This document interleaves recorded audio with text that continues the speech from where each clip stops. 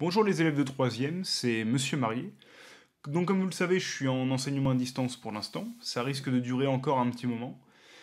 Ce qui fait que je me suis dit, pour que vous puissiez comprendre un peu mieux les leçons qu'on va faire durant cet enseignement à distance, les leçons qui sont capitales, parce que vous allez toutes les retrouver au brevet en fin d'année, je me suis dit que j'allais vous faire comme ça des vidéos qui vont vous permettre d'expliquer un petit peu plus les leçons qu'on voit sur Pronote, qu'on voit en enseignement à distance. Là aujourd'hui ça va être une petite vidéo parce qu'on va parler d'un cours qu'on a déjà fait à moitié en présentiel. C'est le cours sur les aires urbaines en géographie. Mais il risquera d'y avoir un petit peu plus de vidéos, notamment parce que à partir de la semaine prochaine, on va commencer à attaquer en histoire des sujets très compliqués. Et donc je pense que je vous ferai des vidéos explicatives assez nombreuses quand même pour que vous puissiez suivre. D'ailleurs, je vous le dis, et je suis désolé, mais ça va nécessiter un investissement personnel assez important de votre part. Ça veut dire que c'est pas le moment de se dire, bon, monsieur Marie, il est pas là, je m'en fiche, je travaille pas. Ça rend les choses compliquées, le fait que je sois pas là, mais il faut au contraire redoubler d'efforts parce que je sois là en présentiel ou pas, à la fin de l'année, vous allez avoir le brevet. Et ce brevet, d'ailleurs, quelle que soit la forme qu'il est, est-ce que vous allez avoir une évaluation sur toute l'année ou est-ce que vous allez avoir vraiment le brevet habituel? Je ne sais pas, on verra, dépendra de la situation sanitaire. Mais dans tous les cas, vous allez l'avoir, il y aura ce brevet. C'est-à-dire qu'il y a des éléments que vous devez savoir.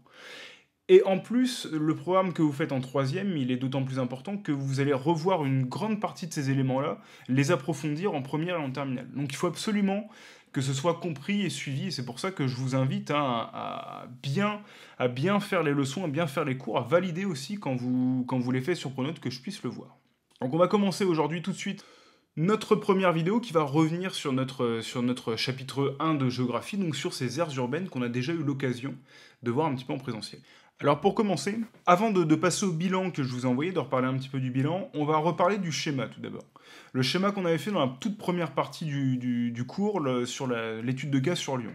En réalité, le schéma que vous avez fait, et j'espère que vous l'avez fait d'ailleurs, que vous l'avez reproduit sur votre cahier, que vous ne l'avez pas seulement photocopié, ce schéma, il fait partie du programme. C'est-à-dire qu'il peut très bien vous être demandé le jour du brevet. Et mieux, en fait, ce schéma d'une aire urbaine, vous allez vous en servir au lycée, parce que tous les schémas urbains vont être fondés sur celui qu'on a fait, sur ces espèces de trois cercles qui représentent les différentes parties d'une aire urbaine. Donc d'ailleurs, j'y reviens un tout petit peu sur ce schéma. Déjà, j'espère que vous avez bien vu la méthodologie. Pour faire un schéma, c'est très important de respecter une certaine méthode, pour que vous ayez tous les points le jour du brevet. Comme vous l'avez vu, il y a des éléments obligatoire dans tous les schémas. Il faut à tout prix un titre. Pourquoi est-ce qu'il faut un titre? Il faut que vous disiez de quoi vous parlez.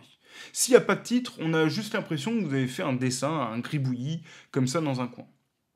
Deuxième chose, pour éviter qu'on pense que ce soit juste un gribouillis, votre schéma, il faut à tout prix qu'il y ait une légende. Si des fois le jour du brevet vous refaites le dessin mais à la perfection et vous oubliez la légende, vous aurez 0. Vous aurez 0 parce que votre correcteur ne pourra pas comprendre ce que signifient les différents symboles, les couleurs que vous avez utilisées. C'est très important de respecter une certaine méthode. Je vous l'ai déjà dit en classe, je vous le redis ici, c'est important. Première chose, c'est lorsque vous avez des surfaces à colorier. Une surface, donc c'est par exemple toutes les zones rouges, orange et jaune de votre schéma. Il faut absolument les faire au crayon de couleur. C'est obligatoire. Pourquoi c'est obligatoire? Eh bien parce que sur ces surfaces au crayon de couleur, on va rajouter d'autres éléments. On va rajouter des symboles.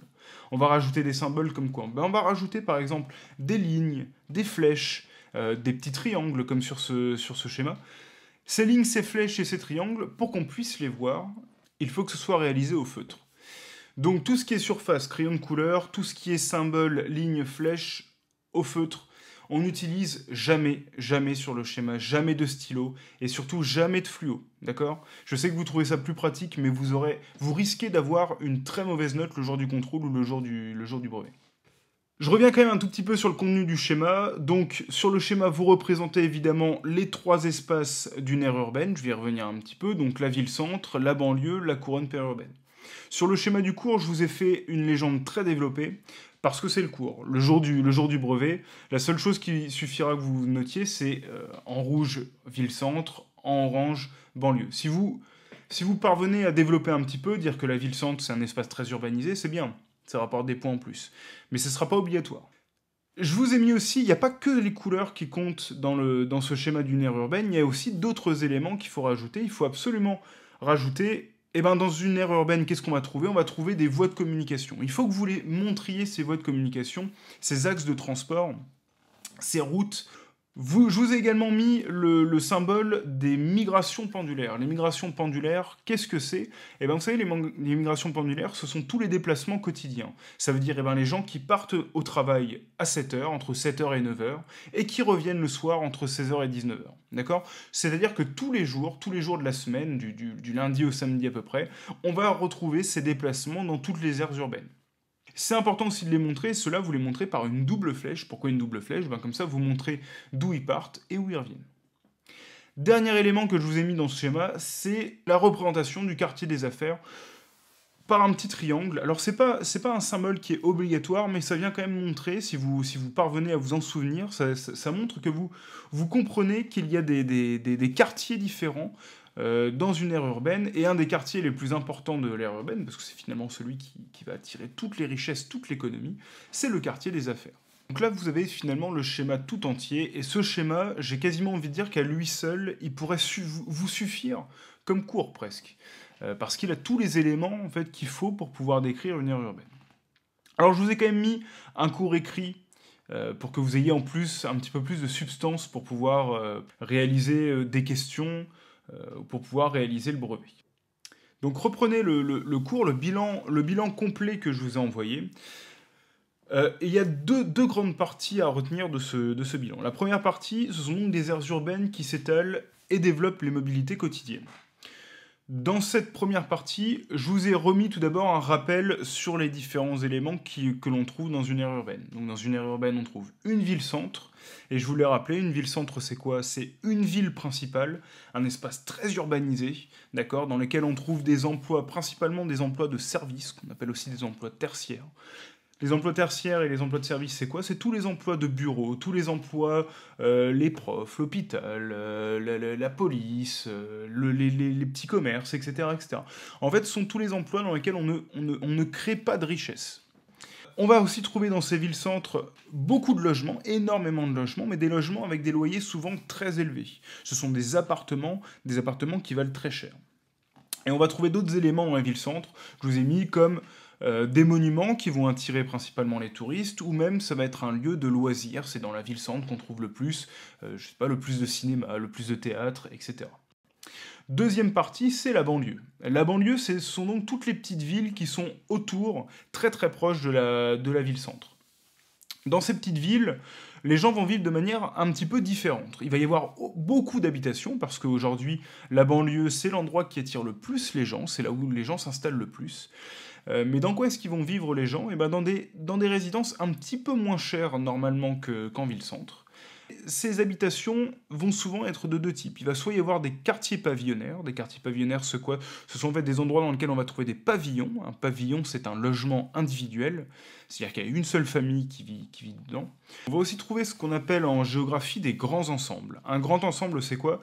Eh ben, c'est un endroit où on va trouver beaucoup d'appartements, souvent assez hauts, assez élevés, des tours en fait, des tours qu'on appelle parfois, qui sont parfois des tours HLM, d'accord, avec des loyers souvent très très bas, comme je vous mets en image dans la vidéo. Dernière partie de l'aire urbaine, c'est la couronne périurbaine. La couronne périurbaine, c'est quoi? Eh ben, ce sont les zones les plus éloignées de notre ville-centre, mais qui sont quand même rattachées à elle. C'est quoi? C'est-à-dire que souvent, ce sont des villages dans lesquels vous allez trouver au moins 40% des gens qui travaillent dans l'aire urbaine. Ça veut dire que 40% des gens qui habitent dans ces villages, qui peuvent parfois être éloignés de 20, 30, 50 km de la ville-centre, et ben ces gens-là vivent dans les villages de la couronne périurbaine, mais ils viennent travailler tous les jours dans la banlieue ou dans la ville-centre. D'accord? Si je vous donne l'exemple, par exemple, de Paris, et ben toutes les zones que vous avez au nord du Val d'Oise ou même au sud de l'Oise, qui sont éloignées de 50 à 60 km de Paris, sont considérées comme étant la couronne périurbaine de notre aire urbaine parisienne. Donc en plus de bien comprendre ces trois endroits différents, où l'on vit aussi de manière extrêmement différente, il faut comprendre que ce phénomène il est plutôt nouveau. C'est-à-dire que si vous voyez les villes françaises et les aires urbaines françaises jusqu'aux années 70-80, le plus important c'était la ville-centre. Et autour se développait une toute petite banlieue. Depuis les années 70-80, en fait, ce n'est plus la ville-centre qui attire le plus d'habitants, ce sont les endroits les plus périphériques, c'est-à-dire la banlieue et la couronne périurbaine. Ce phénomène qui fait que de plus en plus de monde s'installe désormais dans les périphéries, c'est ce qu'on appelle la périurbanisation, c'est ce mot que je vous ai mis dans le cours. Et cette périurbanisation, elle s'explique par l'étalement urbain. C'est-à-dire que désormais, les villes s'étendent, les aires urbaines s'étendent énormément. Pourquoi elles s'étendent énormément? Parce que les gens vivent de plus en plus loin des endroits d'où ils travaillent et où ils vont chaque jour. Et comme je vous l'ai indiqué dans le cours, ces personnes du coup qui vivent à la campagne, du moins qui vivent près de la campagne, mais qui travaillent toujours en ville, qui travaillent toujours en banlieue et en ville-centre, c'est ce qu'on appelle des rurbains. C'est un mot en fait qui mélange ruraux et urbains pour montrer ce mode de vie un petit peu à mi-chemin entre les deux, à mi-chemin entre la ville et la campagne. Alors, et c'est logique, vu que les gens s'installent désormais assez loin de la ville-centre, et ben on va constater qu'il y a désormais aujourd'hui un éloignement des lieux du quotidien. Ça signifie quoi un éloignement des lieux du quotidien? Ben, ça signifie que désormais aujourd'hui, les lieux de vie, les lieux de travail, les lieux de loisirs, les lieux de consommation, c'est-à-dire les lieux où on va acheter, où on va aller faire les courses, tous ces lieux différents peuvent être parfois très éloignés les uns des autres. Ça veut dire que les gens vont parfois faire des dizaines et des dizaines de kilomètres chaque jour pour pouvoir aller dans ces différents lieux. Et ça, on va le voir en géographie, et ben on va le voir à travers la notion de déplacement quotidien ou de migration pendulaire. Ça veut dire que on s'aperçoit que dans toutes les aires urbaines françaises, à peu près aux mêmes heures, les gens font les mêmes parcours. C'est-à-dire qu'en semaine, du lundi au vendredi, du lundi au samedi, les gens partent de chez eux, partent de la couronne périurbaine et de la banlieue entre 6h et 9h pour aller travailler dans la banlieue et la ville-centre. Et tous les soirs, entre 16h et 19h, ils partent de la banlieue et de la ville-centre pour revenir chez eux, pour retourner où ils habitent, en banlieue ou en couronne périurbaine. Et les week-ends, c'est la même chose, sauf que c'est pas pour travailler, c'est la même chose, mais c'est pour aller faire ses courses. Ou bien pour aller faire ses loisirs. Donc il est important de comprendre comme ça que dans les villes aujourd'hui, il y a énormément de déplacements qui se font et qui se font au même moment en plus. Alors qu'est-ce que ça provoque, le fait que tout le monde se déplace au même moment? Eh bien ça provoque des embouteillages sur les routes qui peuvent parfois faire plusieurs centaines de kilomètres dans l'aire urbaine de Paris par exemple. Ça provoque aussi des pollutions, ça provoque des accidents, d'accord? Ça provoque différents soucis dans les aires urbaines d'aujourd'hui. Donc ça, c'était la première partie qui avait surtout pour objectif de montrer comment ça se passe dans les aires urbaines françaises.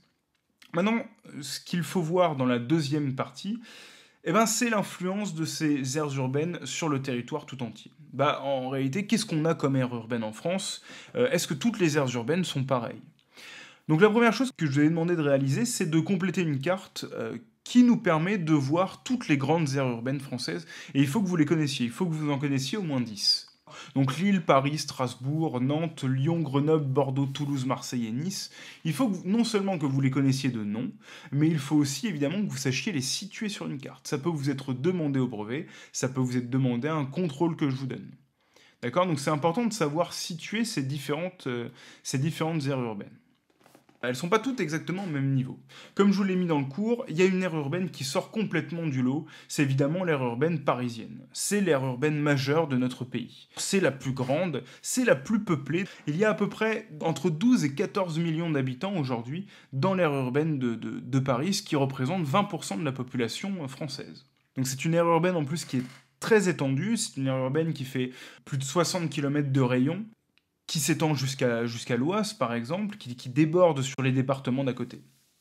Il y a un autre élément qui est important à voir avec Paris, c'est que c'est pas seulement une aire urbaine française, c'est aussi ce qu'on appelle, et ça va être un petit rappel de ce que vous avez vu en quatrième, c'est que Paris, c'est aussi ce qu'on appelle une mégapole, ou une ville mondiale. Ça veut dire quoi? Ça veut dire que c'est une ville qui a des activités majeures, des activités politiques, économiques et culturelles majeures à l'échelle du monde tout entier. Ça veut dire qu'à Paris, on va trouver les sièges des grandes entreprises, on va trouver des bureaux, des lieux de pouvoir comme l'Élysée par exemple. On va trouver des monuments historiques qui ont une importance mondiale comme la Tour Eiffel, le Louvre. Ce côté ville mondiale, il va être renforcé aussi par le fait que Paris, c'est la ville en France qui est la mieux raccordée au transport. Comme je vous l'ai mis dans le cours, À Paris, vous avez plusieurs gares de TGV. Un TGV, ce sont des lignes à très grande vitesse. Donc vous avez plusieurs gares TGV, vous avez Montparnasse, vous avez la gare du Nord, etc. Vous avez des aéroports internationaux, comme l'aéroport Charles de Gaulle, vous avez un réseau autoroutier très important, vous avez le périphérique qui fait partie de ce réseau autoroutier. Bref, tout ça, ça permet de communiquer non seulement avec le reste du pays, mais aussi avec toute l'Europe et le monde entier. En dehors de cette ville de Paris, il y a également d'autres métropoles, ce qu'on va appeler des métropoles secondaires. Ces métropoles secondaires, ce sont en fait toutes les autres que je vous demande d'apprendre et de savoir. Ce sont des métropoles un petit peu plus petites, enfin beaucoup plus petites même, qui font entre 3 millions et 100 000 habitants. Mais ces métropoles, même si elles sont secondaires, même si elles sont plus petites que Paris, on s'aperçoit que depuis une dizaine d'années, ce sont elles qui attirent le plus de monde. Pourquoi est-ce qu'aujourd'hui les gens vont plutôt dans les aires urbaines secondaires comme Bordeaux, Lyon, Toulouse, plutôt que Paris? Il y a plusieurs raisons. Dans ces métropoles plus petites, on va trouver des transports moins encombrés, on va trouver surtout des logements moins chers.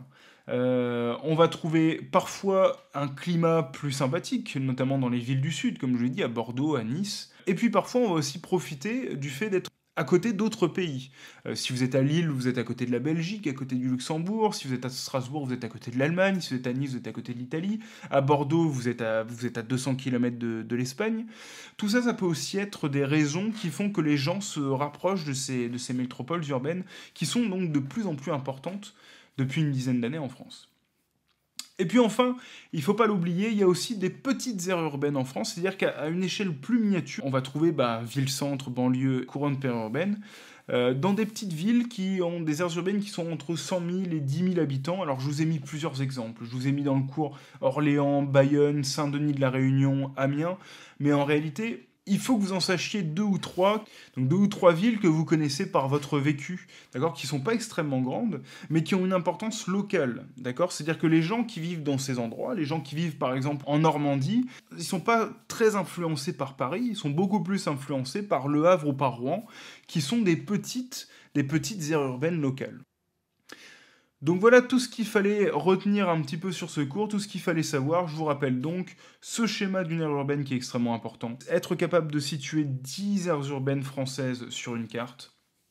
Bien comprendre à quoi correspondent les différentes parties d'une aire urbaine, pourquoi aujourd'hui les aires urbaines attirent une grande partie de la population. Et enfin de bien voir qu'il y a 3 grands types d'aires urbaines en France. Paris, des aires urbaines secondaires et des petites aires urbaines plus locales. Voilà, du coup, je vous laisse avec ce cours. Je vous referai d'autres vidéos. En fin de semaine, on va commencer à attaquer un nouveau chapitre d'histoire, un chapitre d'histoire très compliqué. Donc, je vous invite à bien suivre ce qui va se passer en enseignement à distance, à ne pas hésiter à me poser des questions, à m'envoyer vos remarques par pronom.